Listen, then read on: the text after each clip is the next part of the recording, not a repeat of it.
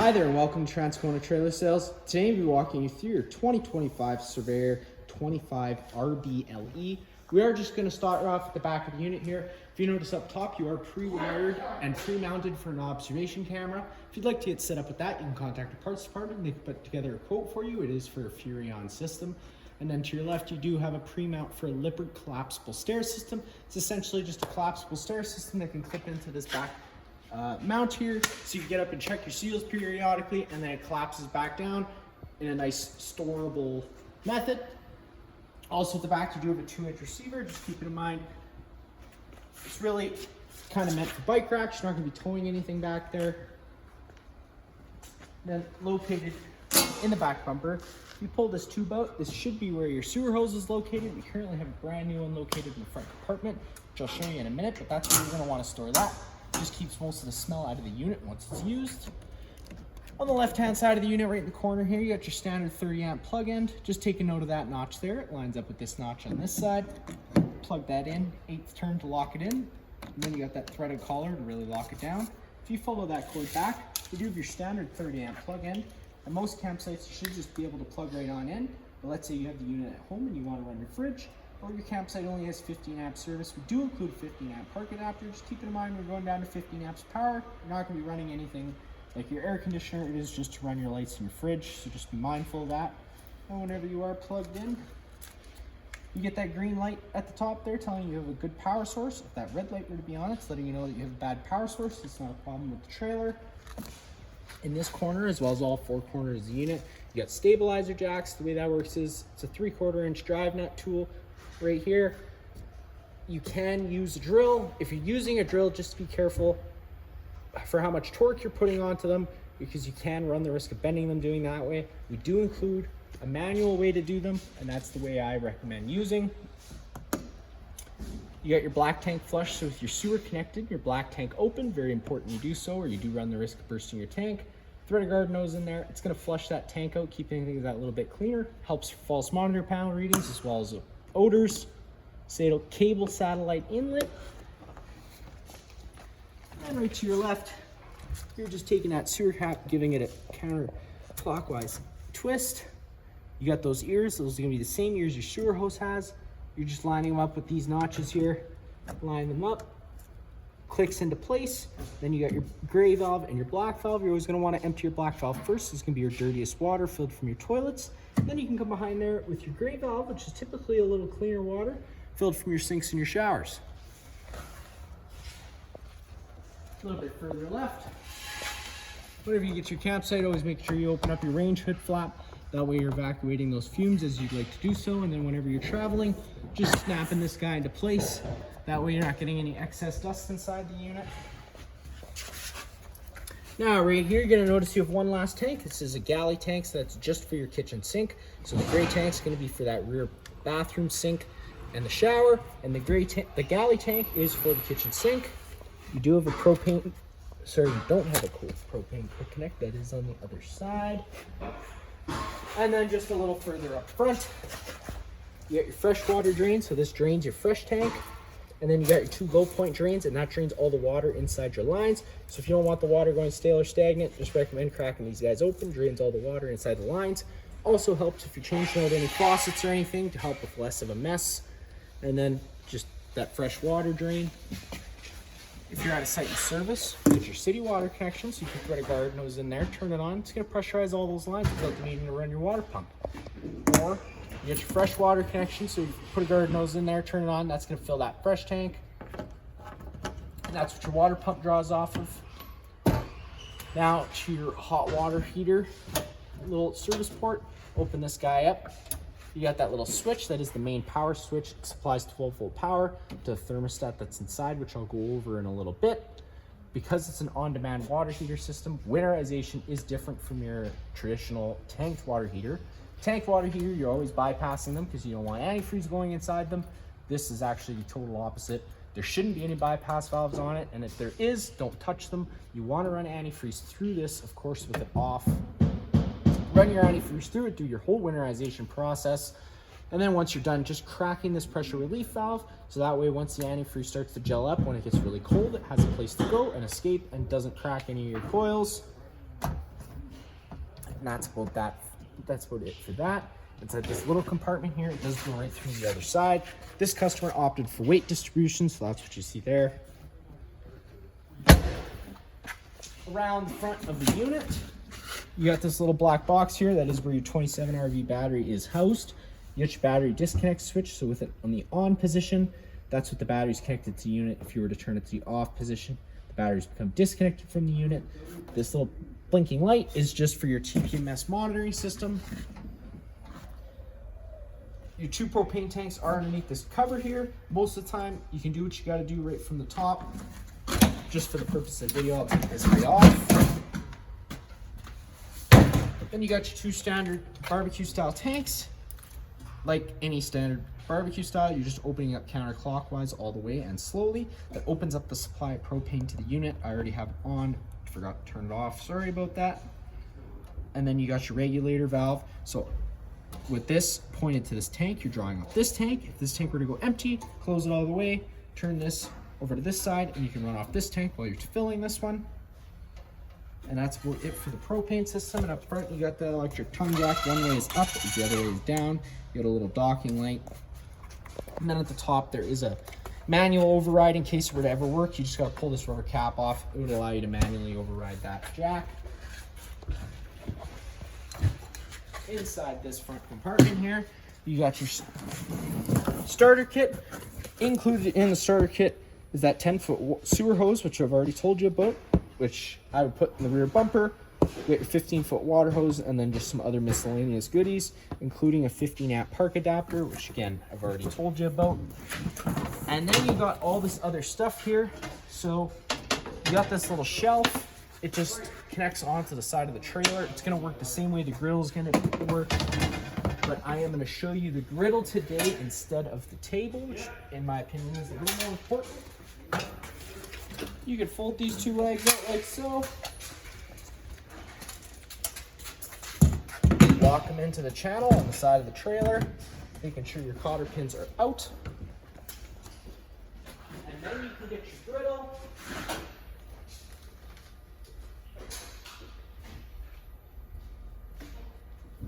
Just inside here.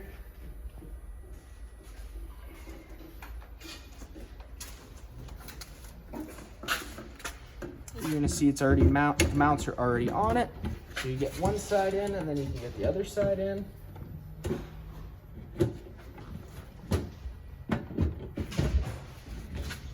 And then it slides right into place. Most of the time.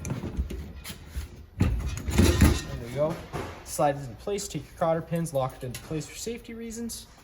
Then you can take your quick connect propane hose, take your dust caps off. Always important you put them back on when you're done.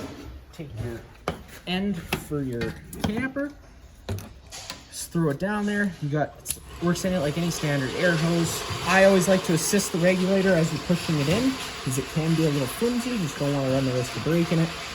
That's locked into place. And then if you come down here, you're gonna see this cap. There's the other line, end of your line. Making sure the flow propane is closed, because with the flow propane open, it's not going to allow you to operate that coupler. So making sure it's closed, pull it back, push into place, locks in, open up the flow propane, and then it'd be as simple as lighting your griddle. And then to take it down is obviously the exact opposite. And then right beside it as well, you do have a little exterior wash area thing. Pop that guy down, hot and cold water.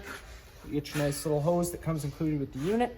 Just taking note of those notches on either side. It lines up with those notches on this side. Push into place, twist, locks in, hot and cold water, ready to go. Put that there for now. To get inside the unit, you're just taking that assist handle, pushing up, pulling it 90 degrees, it'll lock into place. You're gonna open up that door all the way, pop it open. Pull down your stairs. You have to have the door fully open, and when it's coming down, you got adjustable legs on either side, so you can have nice and level stairs for your campsite needs. You're just having to lift this guy up, and it will lock into these channels. So just counting the channels, making sure they're both even, or whatever's normal for your campsite. And that'll allow you to take a step on inside, and off on your left is going to be that fire extinguisher, just like home. And then shoot. Now up on the wall here is where all your light switch. So you got mood lighting, which is just backlighting around the slide out wall. You get your interior light switch, your porch light switch, which turns the light on outside the door, and then your awning LED, which of course turns on an LED right out underneath the awning. Slide out button, push and hold that out button. Slide out's going to start making its way out, and once fully extended, you're going to hear the clicking. Now, before you ever run your slide out, always making sure you know what's on either side of the slide, inside and out. That way you don't run the risk of damaging anything.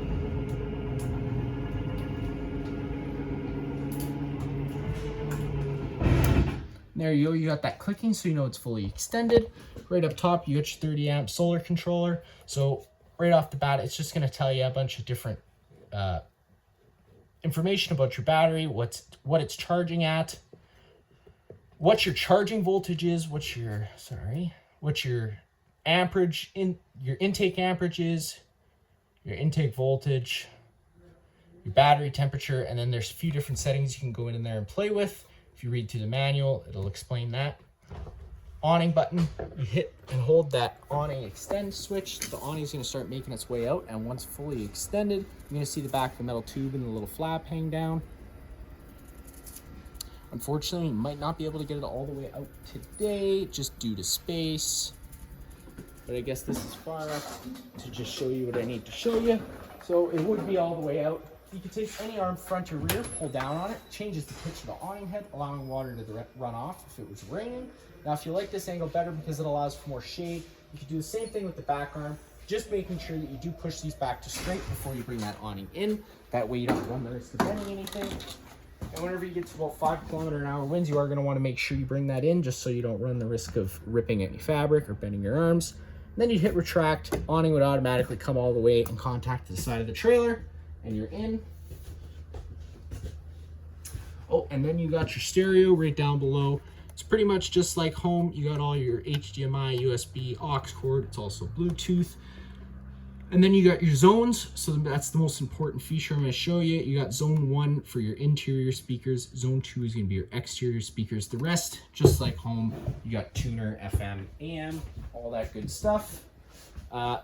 You're going to notice these chairs. You got this strap here. Just take note, it is a travel strap so that these chairs can't go shifting around whenever you're traveling. Always good to lock those up when you're traveling. You got your kitchen area, sink, hot, cold water, storage all around. And then right down here, you got your central vac system. Now, it also has they call it a dustpanless system. So you can sweep all your dirt in front of here, lift this up, turns on, sucks everything inside. Just keep it in mind, whatever you put in front of you here, it is going into a bag, so it's mainly just for dirt and gravel. You're not going to be wanting to put any big chunks of anything in there because it could clog up the system. And to get to that bag, you're just pulling that like so, and it would give you access to change that bag. We do sell replacement ones here at the shop. So again, you can contact your parts department. They can put together a quote for you for that. And the on switch is just on your left. Storage all around. Now you get to your propane stove. Now because the furnace and the stove both run off propane, we do have an LP detector right here. If this guy ever starts going off, you're just getting to worrisome levels. So you're gonna want to open up some windows, turn off your main supply of propane, turn on some vents just to ventilate it out a little bit to help with that. Always running that fan, like I said earlier, whenever you're running the stove. Turning it over to that light option and hit it with the igniter and it should fire right on up. Just for noise purposes, turn that back off. And it does fire up. I had the propane system running earlier, so that is why it fired up so quickly. Typically, you do gotta wait a few seconds to purge all the air out of the lines. It can take a few minutes, so just be patient with it if it doesn't fire up right away. For the oven, it's the same thing, and then you do these light switch. If you push it down, it turns on the knob lights and the oven light. If you're to push it up, it does just turn on knob lights. To get the oven light, turning it over to that light/pilot button, hold it in, waiting a few seconds to allow all the air out of the lines, and then hitting the sparker, and you'll see your pilot's lit underneath there, holding it in for another few seconds. Once the pilot holds its own, you can turn it up to your desired temperature, and it does fire right on up. You got a nice little bottle opener that Surveyor does include with the unit, as well as a nice little cup back here. cutting board on the wall, microwave just like home, not much I'm going to show you there. Get your fridge and freezer. Controls for both of those are just located on this knob here. So obviously clockwise all the way is your coldest temperature. Anywhere before that is a more cool temperature. Now if you're running it on 12 volt, not hooked up to shore power, you're going to see this off-grid section. Now that is just the most energy efficient section. For the fridge, charcoal filter, just to help with the fridge odors. We do sell replacement ones at the shop. You got your 2 recliner chairs. Recliner, it's just in the side there. You pull it up, get it up, and then you just kick it down to get it down. All the blinds in the unit do work the same way. They just kind of sit where you leave them. And then one quick pull up will allow them to retract back up. You're gonna notice this one is a fire exit. Operate that. Just pulling those 2 levers, and it would allow you to push that window right out of place, and you can hop right on out. You got your thermostat on the wall here. So one button, one push, it doesn't do anything. You have to push and hold it, and it'll turn itself on. It's gonna go to your last known setting. So in this situation, it's fan. Now, whenever you're in the fan setting, it is just moving air around with the air conditioner. There's no heating or cooling involved. Push that button one more time and you get to dry. So it's just a dehumidifying mode. It's gonna kick the air conditioner in and out as needed to try and take as much humidity out of the air. One more time, you get over to cool. So now you're running the air conditioner on low fan, and this is the air conditioning taken into effect. Pushing that fan button again, you go into a high fan. So now again, the fan's running, the air conditioner is running full time on the cool setting. If you go into A, automatic, now the air conditioner becomes an on-demand system, so you can push these buttons up and down to change your desired set temperature, and the air conditioner will kick in and out as needed to reach that temperature. One more time will get you down into heat. Whenever you do go into heat, it's going to turn off your air conditioner, fire on your furnace. Your furnace only has one fan setting. It's always the same, and it moves all this air through the floor portals you see we have throughout the unit.